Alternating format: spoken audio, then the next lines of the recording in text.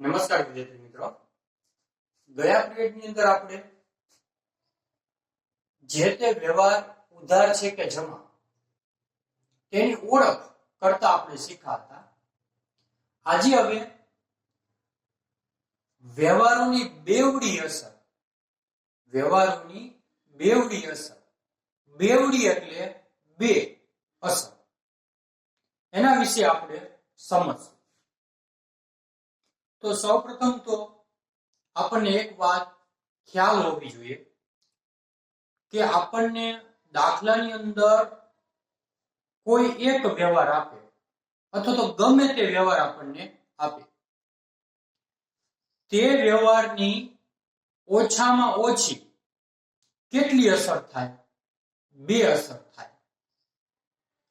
કોઈ પણ વ્યવહારની ઓછામાં ઓછી કેટલી અસર થાય? તો કોઈ પણ વ્યવહારની ઓછામાં ઓછી બે અસર થાય જ. બે કરતા વધારે અસર હોઈ શકે. કોઈ પણ વ્યવહારની બે કરતા વધારે અસર આવી શકે, પણ ઓછામાં ઓછી કેટલી અસર આવશે? તો ઓછામાં ઓછી બે અસર હોય જ. ક્યારેય કોઈ વ્યવહારની એક અસર હોય એવું ક્યારેય બનશે નહીં. એટલી વસ્તુ આપણને મગજની અંદર ખ્યાલ આવી જવો જોઈએ કે કોઈ પણ વ્યવહાર આપે તો એની ઓછામાં ઓછી આપણે બે અસર તો કરવાની થશે.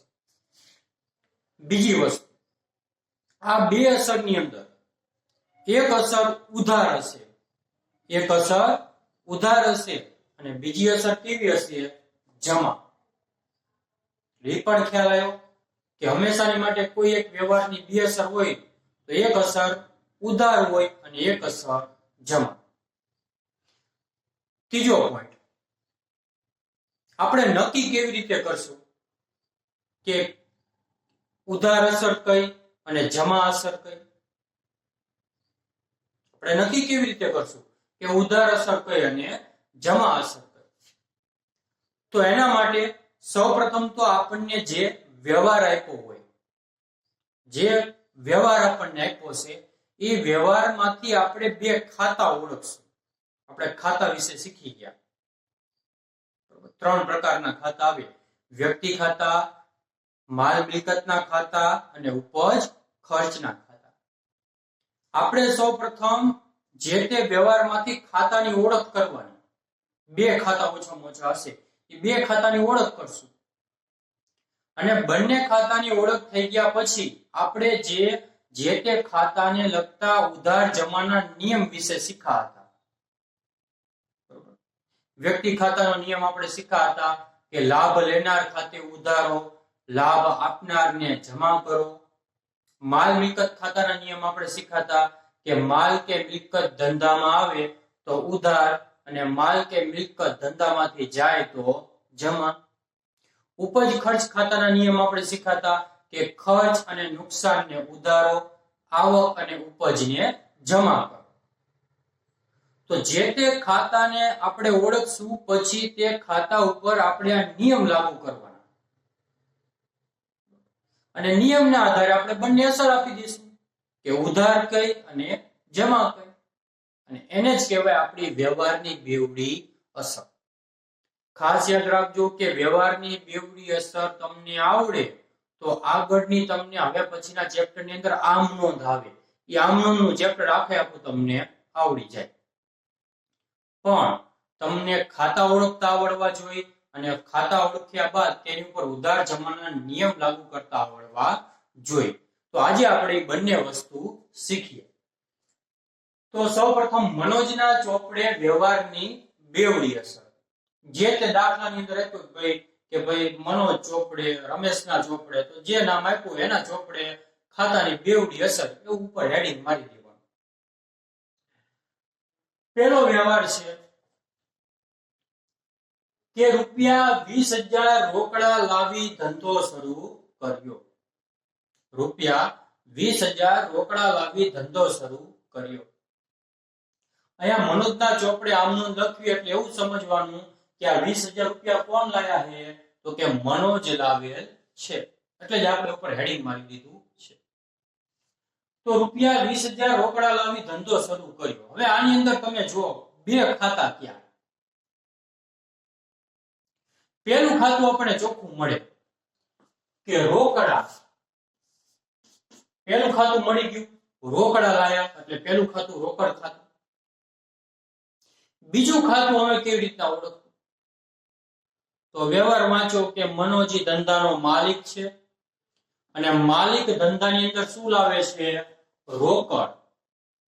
તો આપણે જ્યારે મૂડીની અંદર પારિભાષિક શબ્દની સમજ મેળવી હતી, મૂડી પારિભાષિક શબ્દની, ત્યારે આપણે એવું કીધું હતું કે ધંધાનો માલિક ધંધાની અંદર જે માલ, મિલકત કે રોકડ લાવે તેને ધંધાની શું કહેવાય?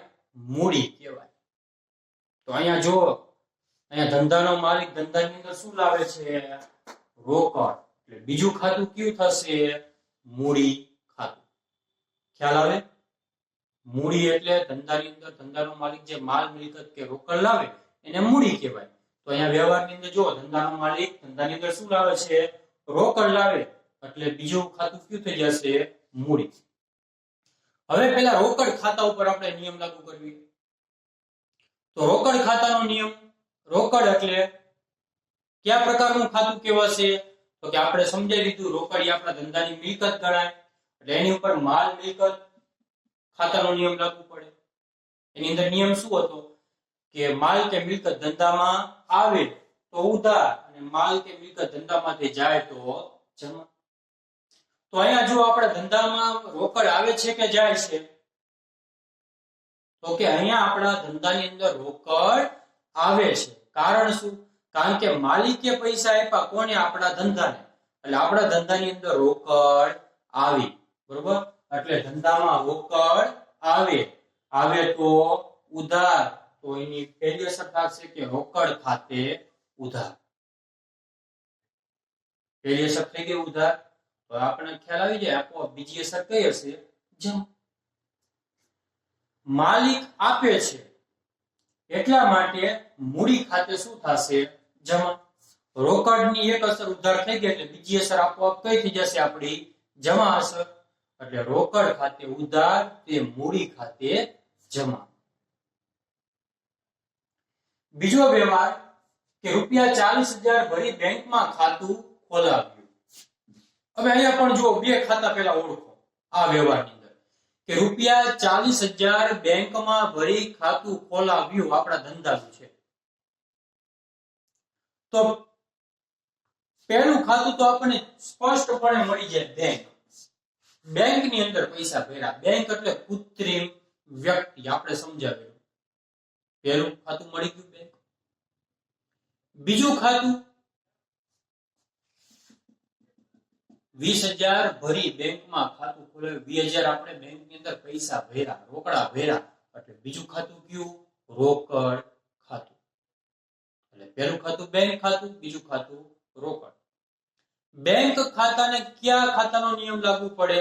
તો કે બેંક એટલે કૃત્રિમ વ્યક્તિ, વ્યક્તિ એટલે વ્યક્તિ ખાતાનો નિયમ. વ્યક્તિ ખાતાનો નિયમ હતો કે લાભ લેનારને ઉધારો અને લાભ આપનારને જમા કરો.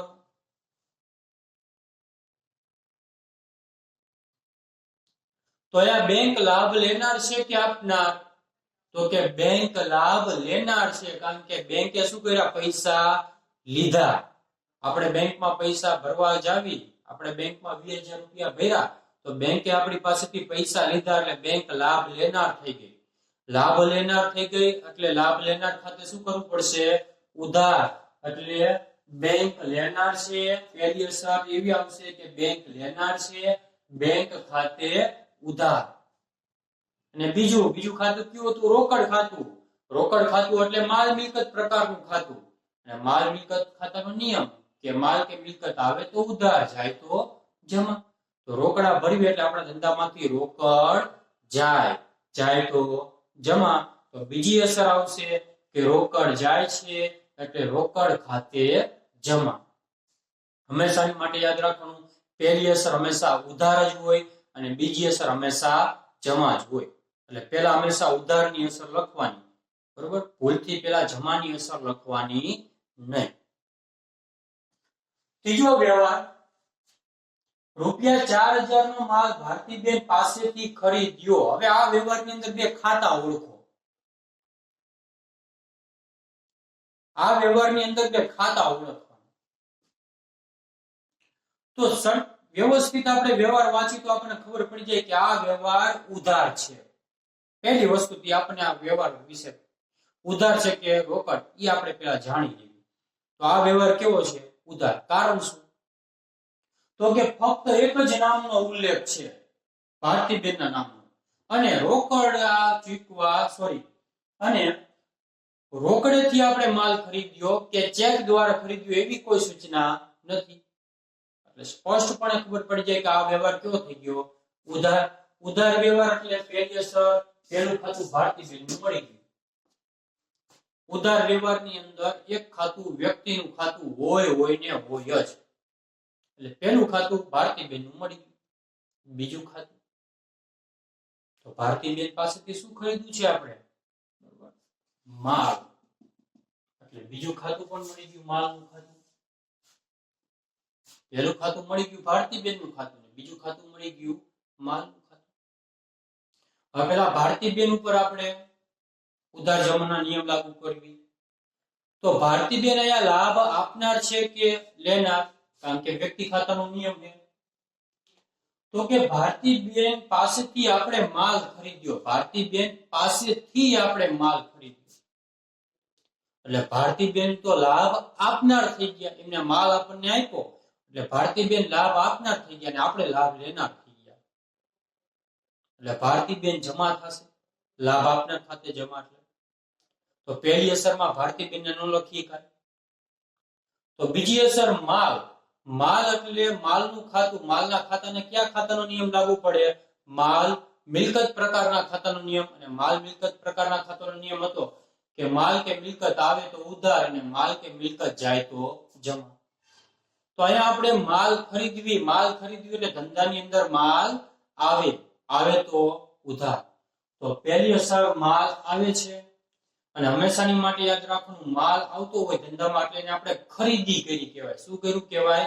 ખરીદી કરી કહેવાય. એટલે આપણે એને લખવું પડે કે ખરીદ ખાતે ઉધાર.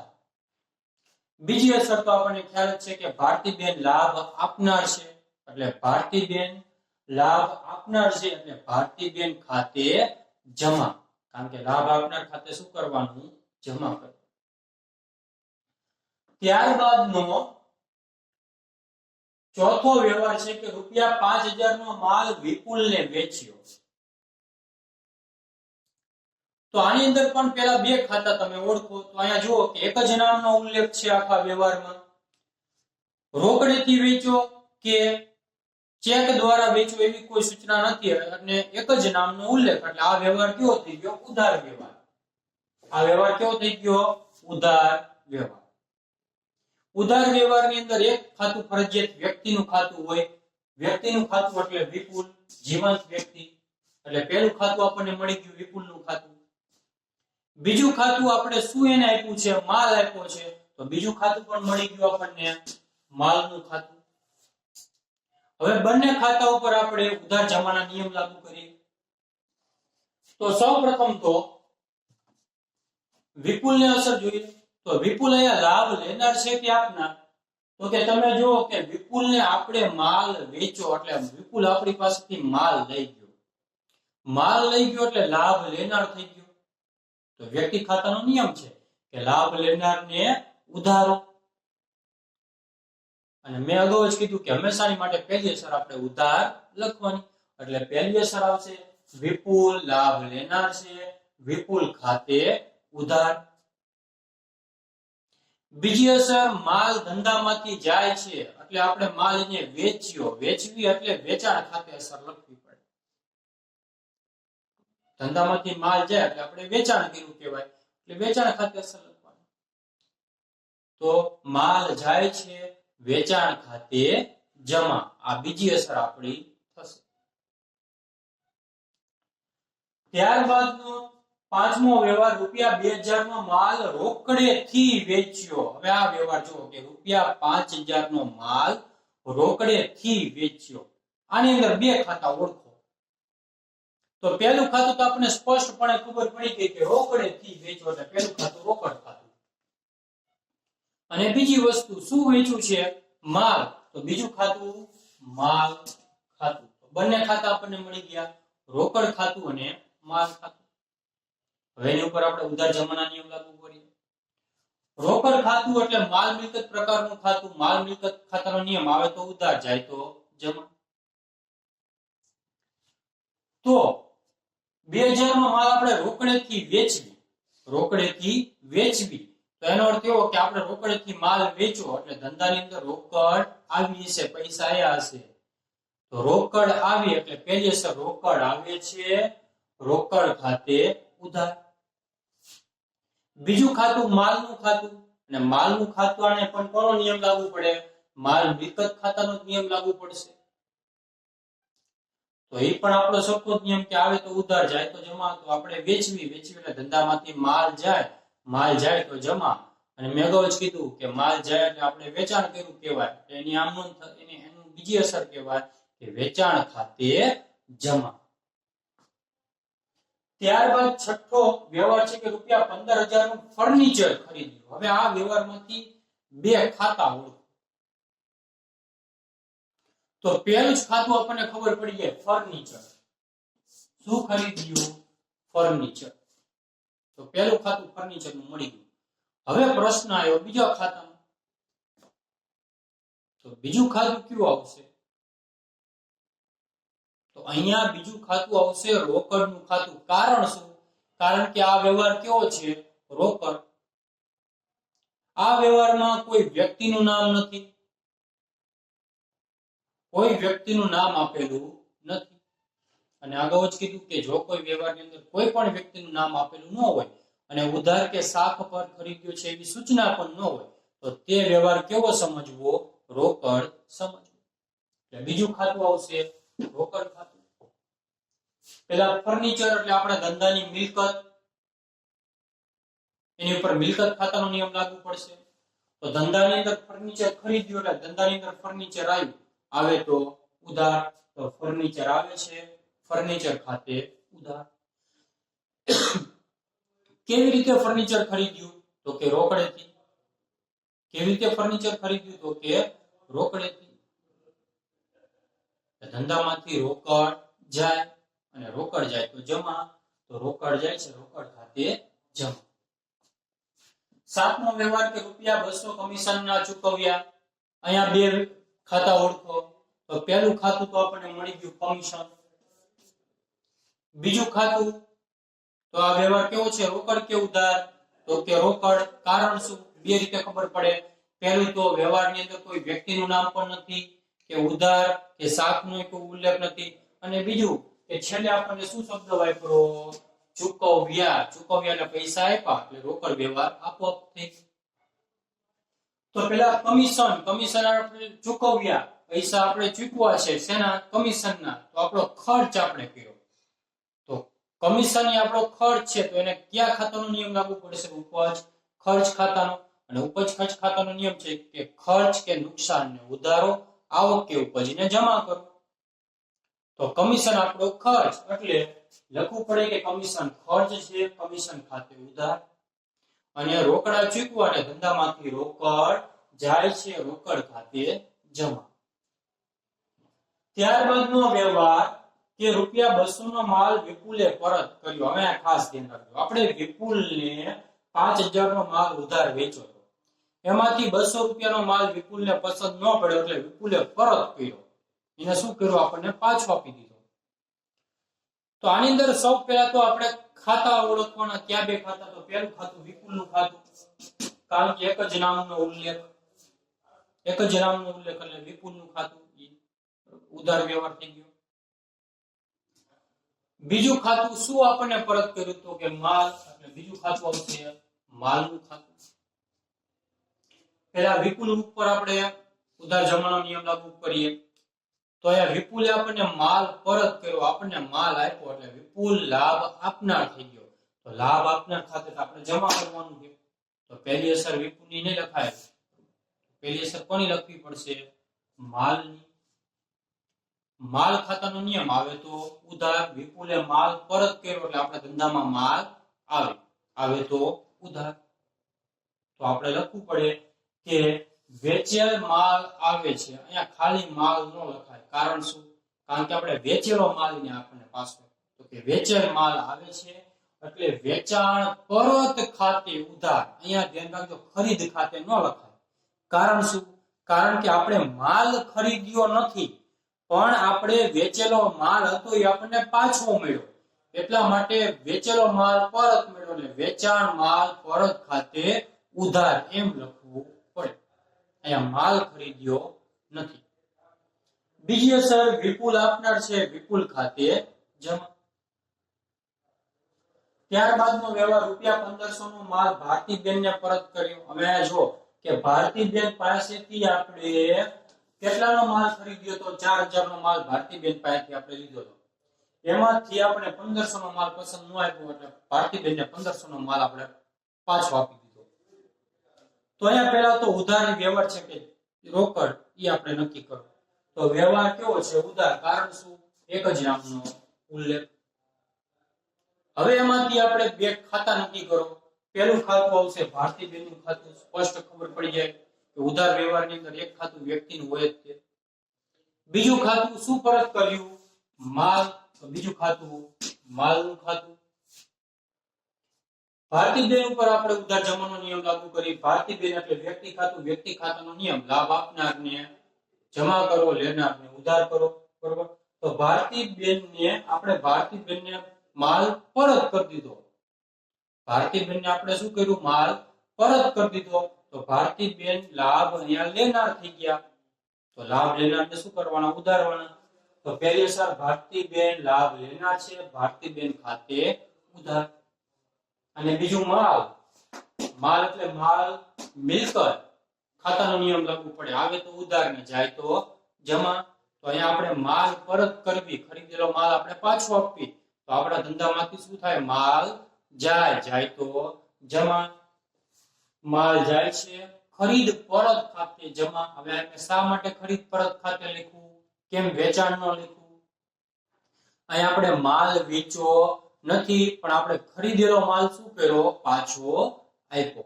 એટલા માટે ખરીદ પરત લખવું પડે. વેચો નથી. વેચો હોત તો વેચાણ ખાતે લખે, પણ અહીંયા ખરીદેલો માલ પરત કર્યો એટલે ખરીદ પરત ખાતે જમા લખવું છે. 10મો વ્યવહાર, ભારતીબેને ₹2850 નો ચેક આપ્યો. હવે ભારતીબેન પાસેથી આપણે પૈસા માંગવી. શા કારણે? તો કે ભારતીબેનને આપણે ઉધાર માલ વેચ્યો. તો ભારતીબેને આપણને એમાંથી ₹2850 નો ચેક આપી દીધો. અહીંયા બે ખાતા ઓળખો. પહેલું ખાતું કયું? ભારતીબેનનું.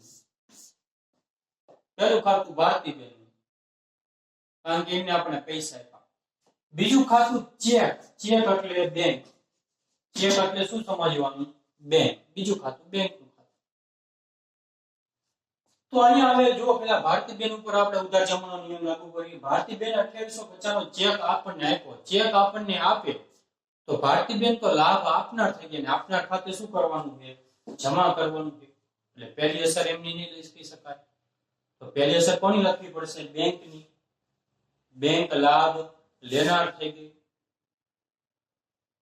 અથવા તો એમ પણ કહી શકો કે બેંક શિલક વધે છે. બેંક પણ આપણી મિલકત જ ગણાય, અને મિલકત ખાતાનો નિયમ લાગુ પડે. યાદ રાખજો, બેંક એટલે એની ઉપર બેંક મિલકત ખાતાનો નિયમ લાગુ કરો તો પણ સાચું પડે. તો ધંધાની અંદર બેંક શિલક આવે તો ઉધાર, એટલે એની અસર થશે કે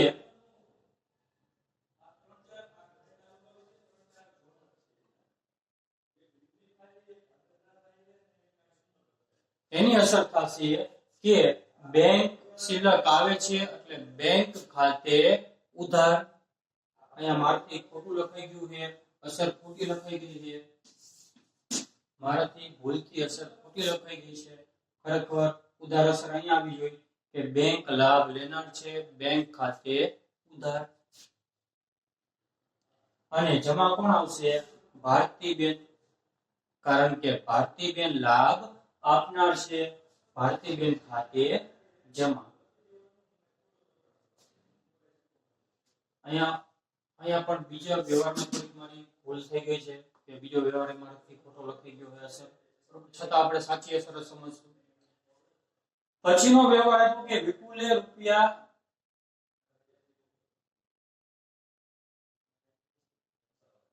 ના સોરી મારી ભૂલ થઈ, સાચું જ છે, વ્યવહાર સાચું છે અને એની અસર સાચી છે, બરોબર મારી ભૂલ. ભારતી બેન ને રૂપિયા 2850 નો ચેક આપણે, હવે સમજો મારો વ્યવહાર સમજવામાં ભૂલ થઈ ગઈ.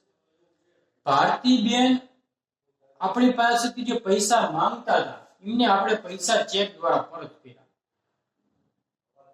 એમને આપણે ચેક દ્વારા પૈસા પરત કર્યા. તો ભારતીબેન લાભ લેનાર થઈ ગયા, લાભ લેનાર એટલે ઉધાર, તો ભારતીબેન લાભ લેનાર છે, ભારતીબેન ખાતે ઉધાર. અને આપણે બેંક દ્વારા પૈસા આપ્યા, ચેક આપ્યો એટલે આપણી બેંક સિલક ઘટશે એટલે ધંધામાંથી બેંક જાય તો જમા, એટલે બીજી અસર આવશે બેંક આપનાર છે બેંક ખાતે જમા. ત્યારબાદનો વ્યવહાર કે વિપુલે રૂપિયા 4800 નો ચેક આપ્યો. વિપુલ પાસેથી આપણે પૈસા માંગતા હતા કારણ કે વિપુલને આપણે 5000 માં માલ વેચ્યો હતો ઉધાર, તો વિપુલે એમાંથી 4800 નો ચેક આપણને આપ્યો. ચેક આપ્યો તો સૌપ્રથમ તો બે ખાતા, તો પેલું ખાતું વિપુલનું ખાતું અને બીજું ચેક એટલે બેંક, બીજું ખાતું બેંકનું ખાતું. અહીંયા જુઓ કે વિપુલ ચેક આપે એટલે આપણા ધંધાની બેંક સિલક વધે. બેંક સિલક શું થાય? વધે. બેંક આપણા ધંધામાં આવે તો ઉધાર, એટલે બેંક લેનાર છે બેંક ખાતે ઉધાર. અને બીજી અસર વિપુલ પૈસા આપનાર એટલે વિપુલ લાભ આપનાર, તો વિપુલ ખાતે જમા. તો આ હતા આપણા વ્યવહારોની બેવડી અસર કેવી રીતે આપવી એની ઉદાહરણ સમજ્યા, અમુક વ્યવહાર દ્વારા આપણે સમજીએ. તો ટૂંકમાં વ્યવહારની બેવડી અસરની અંદર ધ્યાન કેટલું રાખવાનું? તો પેલું સ્ટેપ આપણું કે સૌપ્રથમ વ્યવહારની અંદરથી બે ખાતા ઓળખો. સૌપ્રથમ વ્યવહારની અંદરથી શું કરવાનું? બે ખાતા ઓળખવાનું. અને બે ખાતા ઓળખ્યા બાદ બંને ખાતા ઉપર ઉધાર જમાના નિયમ લાગુ કરો. આટલું તમે કરો એટલે વ્યવહારની બેવડી અસર આપોઆપ આવડી જાય. હવે પછીના જે ઉદાહરણ, હવે પછીના દાખલા આપણે આવતા પીરિયડની અંદર સમજશું.